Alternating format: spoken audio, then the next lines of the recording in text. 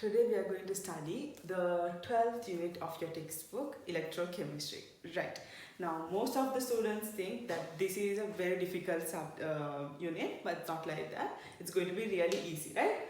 Okay, so first of all, you all have to download the note, like the previous one we did. You have to download the note, and then while I am teaching you through the video, you all have to refer your note, right? Okay, so what is electrochemistry, children? Electrochemistry is a relationship between electricity and chemical reaction. So until now we have studied electricity separately, and then we have studied chemical reaction separately.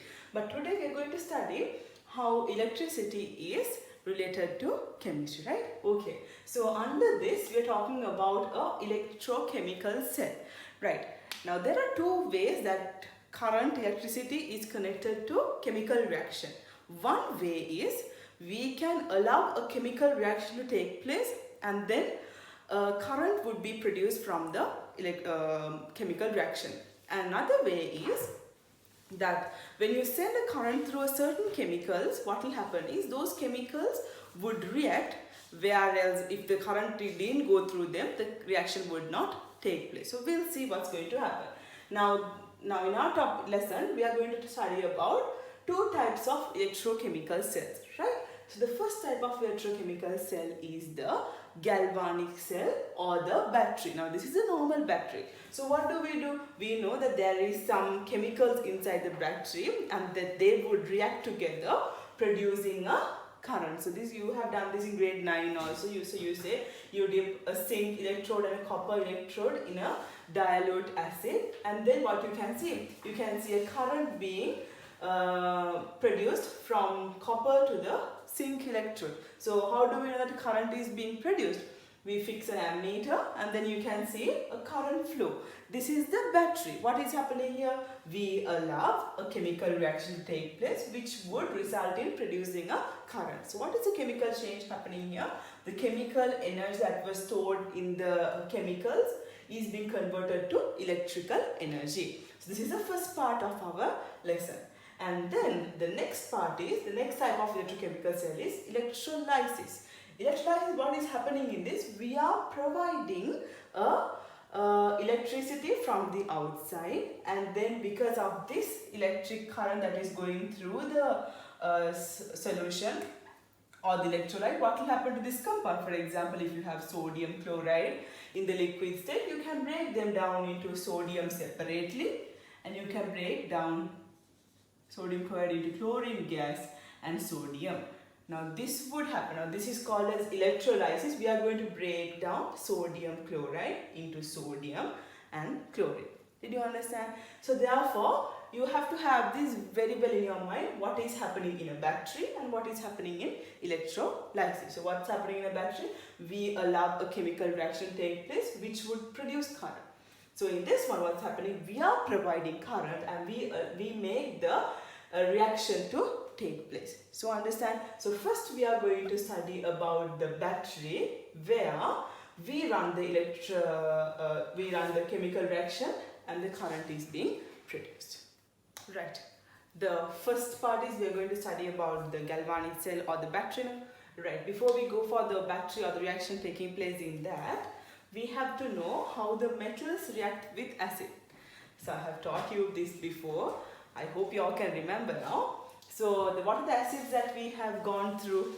We know sulfuric acid, H2SO4, and then we know nitric acid, then that is HNO3, and then we know hydrochloric acid, right? Okay. So do all metals react with dilute acids? No. How do we know what are the metals that are going to react with acids and what are the metals that do not react with acids? So then we go to the reactivity series, right? I hope you all know the reactivity series. So in the reactivity series, we have hydrogen also. Why do you have hydrogen here, children? The metals above hydrogen. So these potassium, sodium, calcium, magnesium, aluminium, zinc, iron, tin, lead. These metals, they can react with acids, dilute acids. But the metals below hydrogen in the reactivity series do not react with the acids. Now we'll see why is that. Now in the reactivity series, the metals are arranged in the decreasing order of the reactivity. So who is more reactive? the metals in the top are more reactive and the metals at the bottom are less reactive. So therefore the reactivity is decreasing as you go down the series. Okay, now let's see what's going to happen when a zinc metal or a piece of zinc is introduced into dilute H2SO4, right? So I have taught you this H2SO4 or an acid. When you put it into water, we say it's in the aqueous state, right? Okay, now in the aqueous state, sulfuric acid or H2SO4 will go into its ion, H plus ions and SO4 2 minus ions, right? Okay, now when you introduce a piece of zinc, what's going to happen? Zinc would tell hydrogen, I am more reactive than you. So therefore you have to leave the solution. I am going to come into the solution. You remember that, right? Okay. So how do you write now? You know how to write the reaction. So zinc would react with sulfuric acid and zinc would tell hydrogen, you have to leave. I am going to come into the solution. So therefore zinc would go with sulfate to form zinc sulfate. And how can the hydrogen leave? Hydrogen can leave as hydrogen gas, H2 gas. So we know the formula. How do you get the zinc sulfate? Zinc is 2 plus, SO4 2 minus. So therefore you get zinc sulfate here. Alright. Then now let's see what actually happened in this reaction. Okay, so we know the first thing is H2SO4 is the acid in the aqueous state. So when you dissolve or when you have an acid in water, what will happen? It will be in its ions, right? It will not be in its molecule. So therefore it will go into 2H plus ions and SO4 2 minus ions, right? Okay, now what will happen when you introduce zinc? Zinc will tell hydrogen, I am more reactive than you, so therefore I will give out 2 electrons and go to the zinc 2 plus ion. So now zinc was in the solid state, it will remove 2 electrons and go into zinc 2 plus ion, right? Okay, so I hope you're familiar with this equation too, because we have written this equation. So what is zinc going to do? Zinc was in the solid state, it will remove 2 electrons to go into zinc 2 plus ion. Now where do you find the zinc 2 plus ion? Zinc 2 plus ion would come into the solution. Where will they leave the electrons? They would leave the electrons in the metal and come. Did you understand that? Right. Now what happened here? Zinc changed itself into zinc 2 plus ion by removing 2 electrons. So therefore we call this removing electrons or gaining a positive charge. We call this as oxidation. This process of removing electrons is called as oxidation. So this reaction is called as the oxidation half reaction. Okay, now why do you say it's a half reaction? Because we don't know who is going to take these electrons from the zinc. Okay, right. Now H plus. Now you will have electrons in the metal. So what will H plus do? H plus is a positive ion. So therefore H plus would come into the metal and say, okay, electrons, I am positively charged. I will accept electrons to go to H2 gas. Can you understand that? Where do you find these H plus ions? These H plus ions were in the water. So therefore we say H plus in the aqueous state will take electrons. When a plus ion and an electron is minus charged, then when they come together, they would form H2 gas. It doesn't have a charge, right? Okay, now but you have 2 atoms here, right? So therefore you have to put 2 in front of these in order to make 2 hydrogen atoms. Since you have 2 plus charges, you have to put 2 electrons on this side. Can you understand? Right. Now who is going to take the 2 electrons that was given out by zinc? H plus ions is going to do that, right? So that's what I said here. Zinc would tell hydrogen, you have to go away, I'm coming to your place. That's what happened here, right? Okay. So what happens here?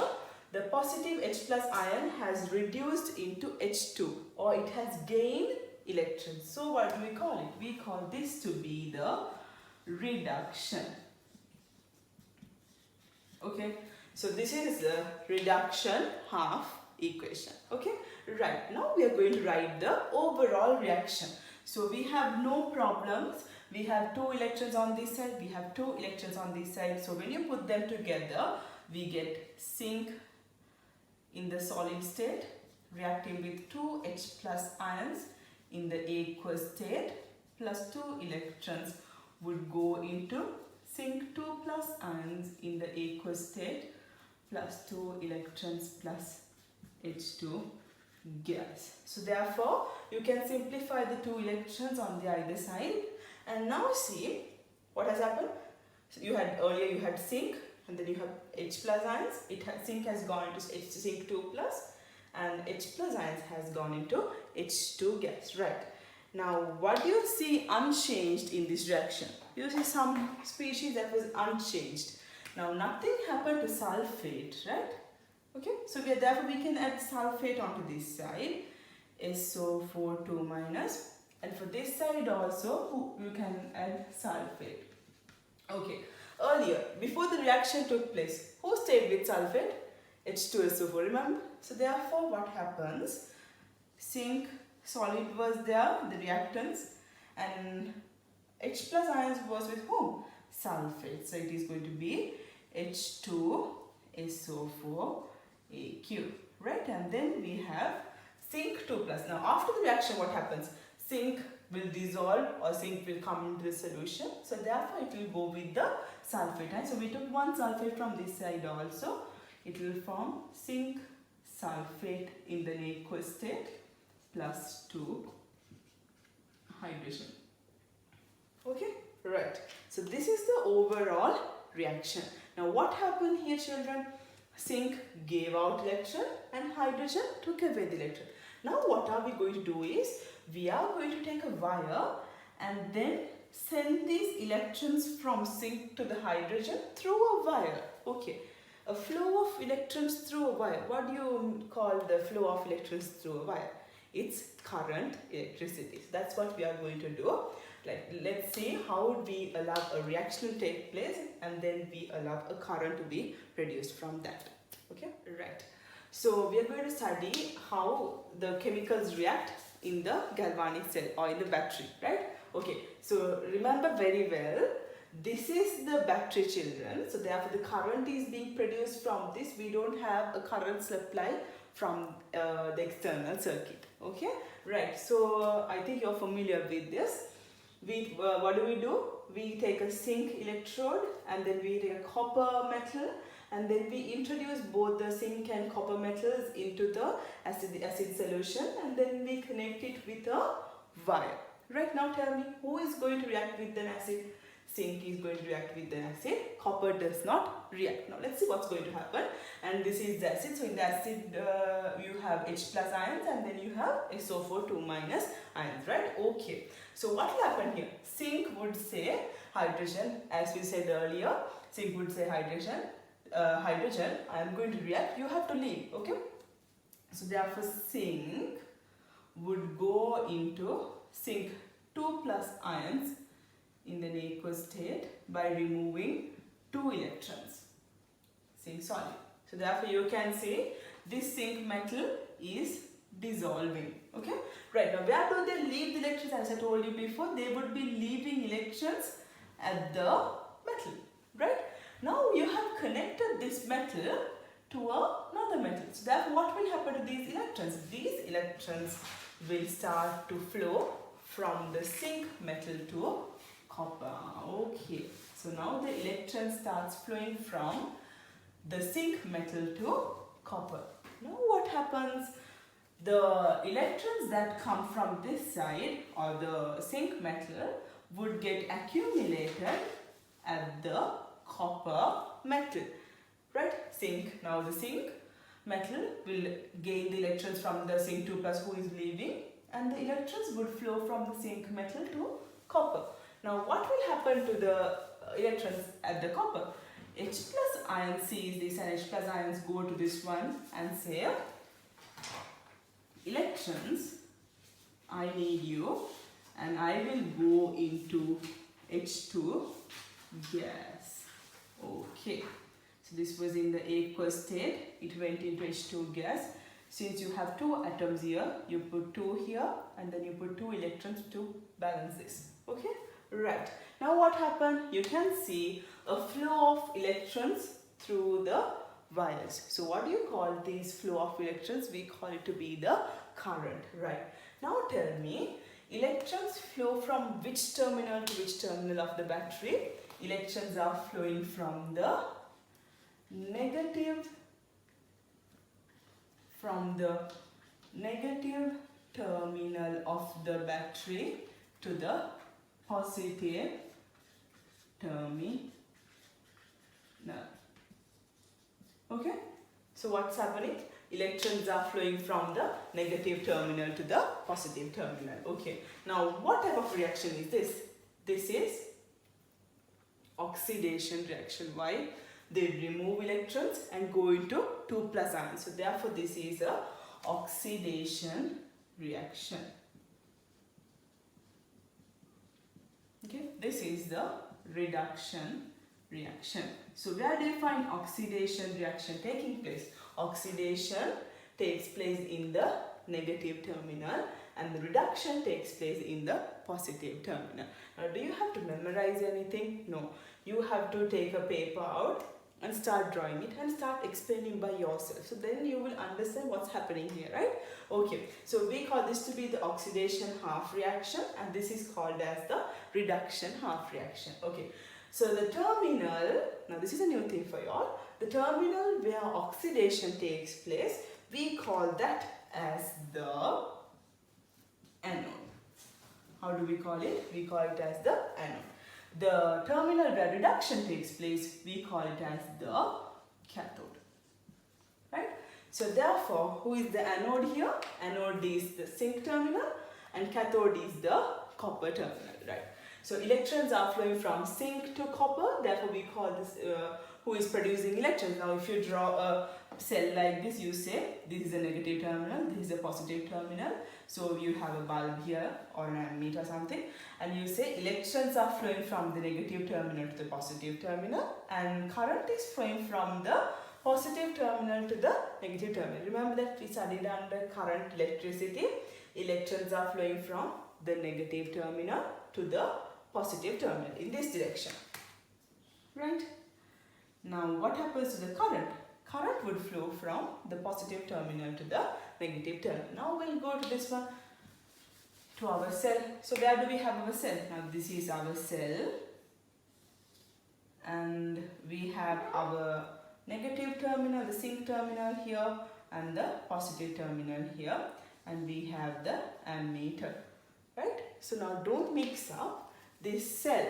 The source of electricity is the chemical cell that we have here, right? So therefore the zinc terminal is acting as the negative terminal and the copper terminal is acting as the positive terminal. So therefore electrons would flow from the negative terminal to the positive terminal. Now tell me, from where will the current go? Current would flow from the positive terminal to the negative terminal. So therefore it's in the opposite direction of the electron flow. So this is the direction where you can see a current flows. That's why do we have an ammeter? We can see the measure the current that is flowing from the circuit. Okay, next let's see what's going to happen when a zinc metal and an iron metal is introduced into a sulfuric acid solution. Okay, right.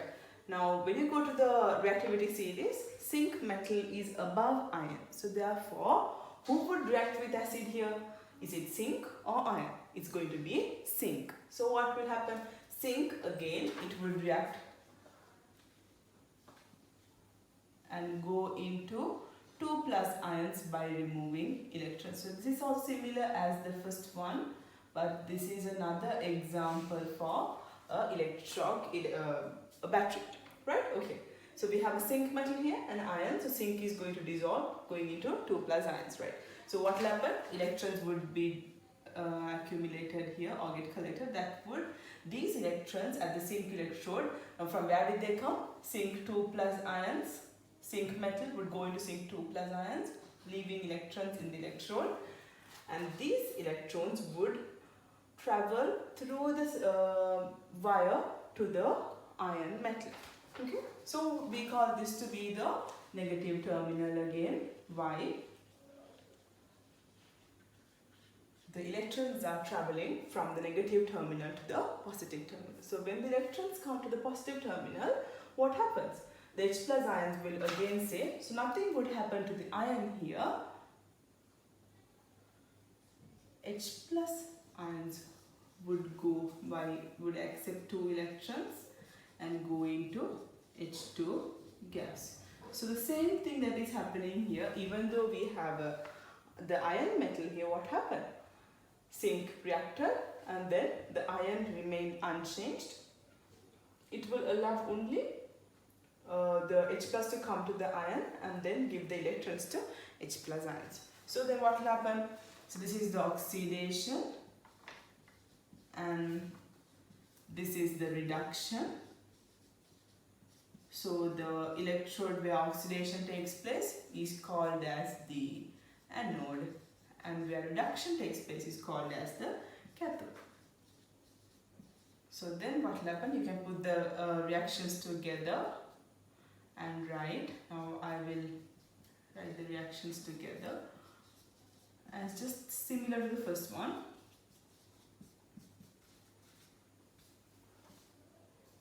This is the overall reaction. So this is all we have to know for the electrochemical cell. Next we'll be studying about electrolysis. So what you have to do is you have to download the note from Google Classroom and copy down the note and just refer the second page children. In that I have given you explain what happens when a magnesium atom or magnesium metal is introduced into sulfuric acid, and I have given some questions there. So you have to do the explanation as I did for zinc with sulfuric acid there, okay? And you have to copy this down for this week, and next we'll be going through the electrolysis, right?